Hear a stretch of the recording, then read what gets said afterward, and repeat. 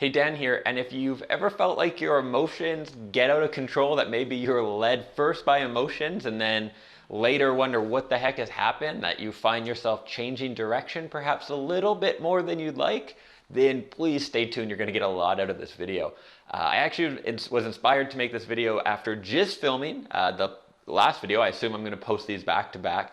About making decisions and thinking about your life when you're in a poor mental state. And I really just wanted to expand on that, but really touch on a lot of the decision-making process and how we think. And I first came across this when I was studying sales.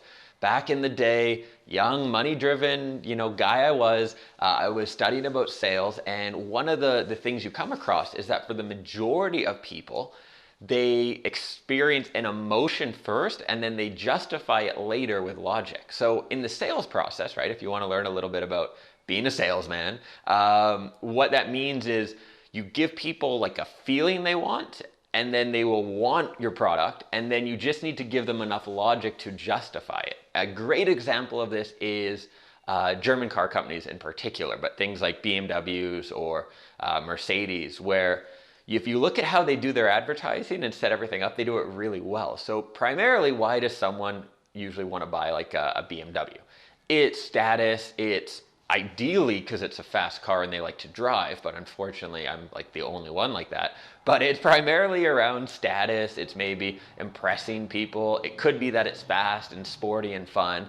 But it's really hard in a lot of societies and in a lot of families to justify a big financial purchase based on, it'll make me feel good and it'll be fun, right? So what do? They have 27 airbags, right? All these safety features, and that way you can justify it to yourself and also maybe your husband or your wife and say, listen, like, I don't want it because it's cool. I want it because it will keep our kids safe or this sort of thing, right? It also gives the salesperson that angle to basically start with, hey, let's take it for a drive and make the guy feel really cool, but then can say, no, but the real reason to buy it is it holds its resale value or it has all these safety features or that sort of thing. So if you found in the past that you feel something and you're drawn somewhere and then you kind of emotionally justify it, you're not alone. This is how we are wired, and this is why, as a salesperson, I wasn't a salesperson, but someone who was in sales, that I studied it and learned about it. Now, here's how it can come up in our own lives and can really mess with us, especially if you're a personality type geek like me, if you're an ENFP or an INFP, someone who tends to change directions perhaps quite a bit. Then often what will happen is you're going to have an emotion come up first, right? So let's say there's actually a comment just left today on the channel about someone who wanted to start doing something, their own business, and they were 3 days in and they kept talking themselves out of it. They were already basically coming up with all these reasons why they shouldn't start their own business.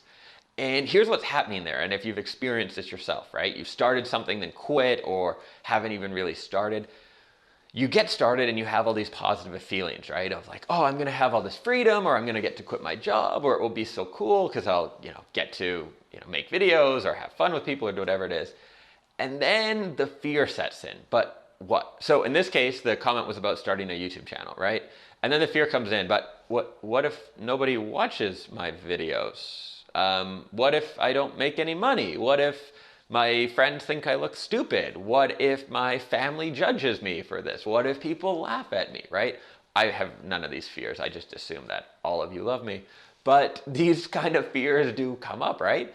And we don't live in a society that, whatever society you are on earth, basically, you don't live in a society that really likes to acknowledge emotions very much. Maybe if you're Latin American, but if you're from Asia, Europe, or North America, you don't really believe in feelings very much, right?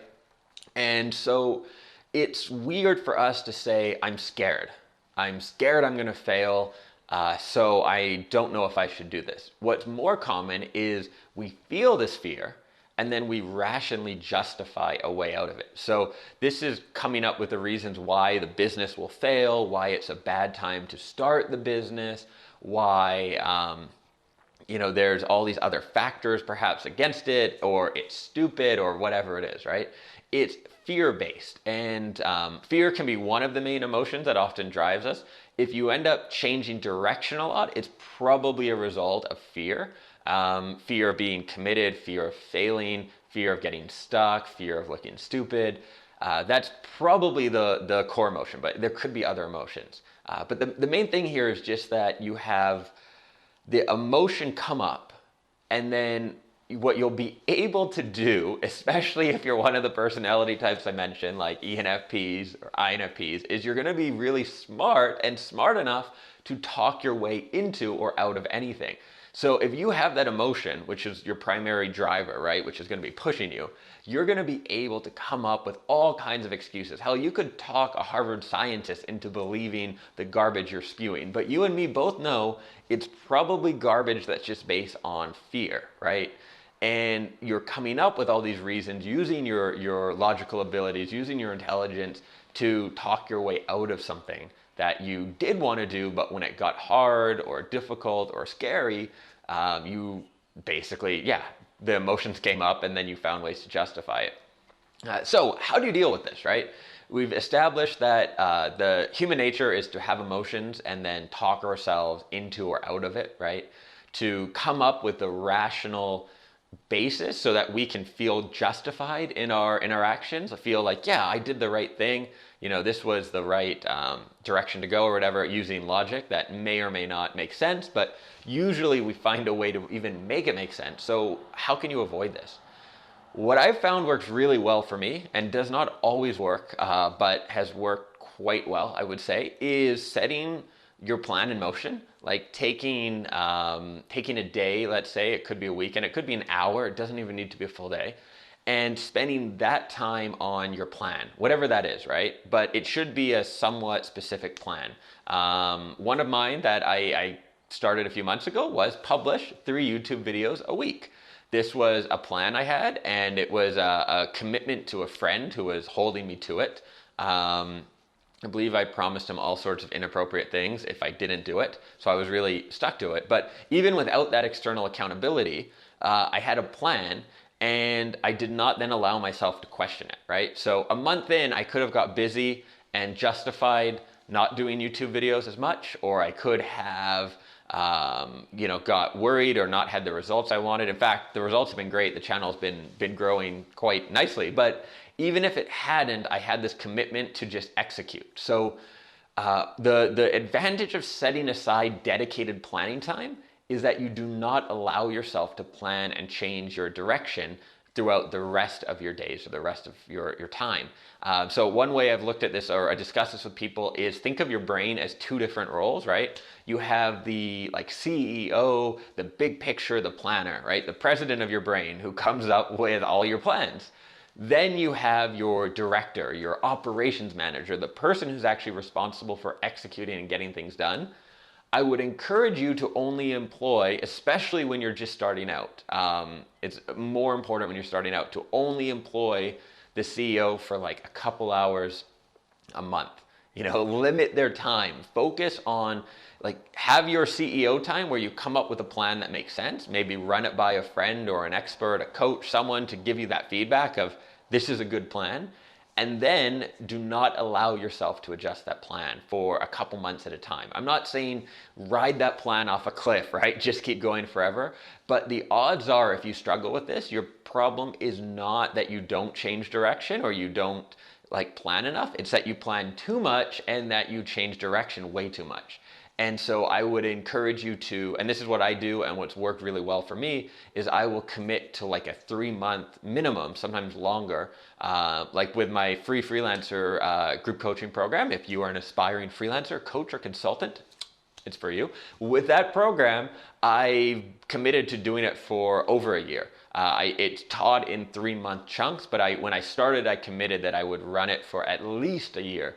But I'm even going to do it much longer than that now. But the commitment was to do this for a year, regardless of the results, right? As long as I get enough students in it that I can do it, that I'm going to keep doing it, that I'm not going to kind of second guess it or change directions. And so I made that commitment before I even started. And that took the option off the table for me. And so, plan Plan, but plan in a limited time period, and then stop planning and just focus on executing. That to me is the main way to get away from this emotional influence on our plans and the constant changes of direction. So come up with a plan, and then when you feel that urge to change direction, write the plan down, obviously. Then you can look at your plan and say, no, I committed to this 2 months ago. This is my plan. I'm going to write it out. I'm going to do it. And that's the plan, right? Just to execute it, not to give yourself the opportunity to second guess and all that. Now, if you have trouble with this, then we might be talking about an issue of like integrity, or being able to just like hold your word to mean something and all that. And that is a whole nother topic to get into that I think I made videos on, but I can't remember the titles or what videos they are. But I have talked about this before in terms of building up like credibility and integrity with yourself and staying committed. I think it might be in my discipline videos, probably in the discipline videos. So that's it. I hope you've enjoyed this video. A little less planned than my other ones, but as I said, I literally just filmed the other video and realized that there was a lot more I wanted to add to it to give you more takeaways that you could actually like take this and use it and understand the whole phenomenon more in terms of the physical states and emotions, and then how that influences our logical decision making. To bring it all together, in the last video I talked about how when you're in a bad physical state, you tend to end up making these really bad decisions or judging yourself a lot. What's happening there is when you feel really bad, that leads to negative emotions, anxiety, fear, nervousness. Those negative emotions then influence you, and what your brain will do is rationally justify it and coming up with the rational side, the thoughts, to basically push you in whatever direction. And that's how it all comes together there. So hope you found this helpful. If you have, make sure to subscribe to the channel. As I said, I publish new videos every Monday, Wednesday, and Friday, at least to the end of my 3-month commitment here. No, I'm going to keep going after that too. And that's it. Thanks for watching. Ciao.